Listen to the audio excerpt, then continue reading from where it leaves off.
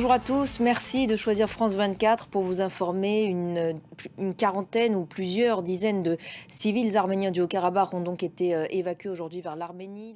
Et pendant ce temps, donc à Stepanakert, la situation est toujours chaotique. Des dizaines de milliers de personnes déplacées, vivant à l'air libre avec seulement très peu de nourriture. En attendant de pouvoir être évacuées, ces personnes enterrent leurs morts à la chaîne. Malik Miktar.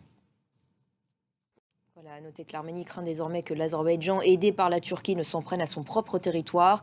Des craintes alimentées par les dernières déclarations du président azerbaïdjanais et par une rencontre prévue demain avec le président turc Recep Tayyip Erdogan dans la région azerbaïdjanaise du Nakhitchevan, tout près de l'Arménie. Je vous le disais également au titre, ce nouveau regain de tension au Kosovo. Un policier a été tué, un autre blessé tôt ce dimanche dans le nord du pays. Et de son côté, le président serbe annonce qu'il prendra la parole ce soir pour, je cite, déboulonner les mensonges d'Albin Kurti. On rejoint notre correspondant à Belgrade, Laurent Rouy. Bonjour Laurent, que sait-on de ces deux incidents du jour précisément? Alors, très précisément, c'est assez confus. Merci infiniment Laurent pour toutes ces explications depuis Belgrade.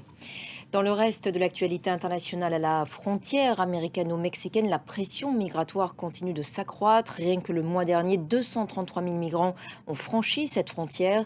L'administration Biden annonce mettre en place un programme d'aide pour les prendre en charge. Marc Pope. Ces jours d'élections en Allemagne, des municipales dans certains Länder, très scrutés notamment dans la ville de Nordhausen en Thuringe, que le parti AfD pourrait bientôt diriger, ce qui serait une première pour un parti d'extrême droite depuis l'après-guerre. Les enjeux avec Pierre Leduf. Et puis jour d'élections sénatoriales, cette fois en France, 170 des 348 sièges de sénateurs sont à pourvoir. Et c'est la fin de cette édition. Merci à tous de l'avoir suivi. L'actualité continue sur notre antenne et sur notre site internet france24.com en français, en anglais, en arabe et en espagnol. Merci à vous tous de votre fidélité à France 24.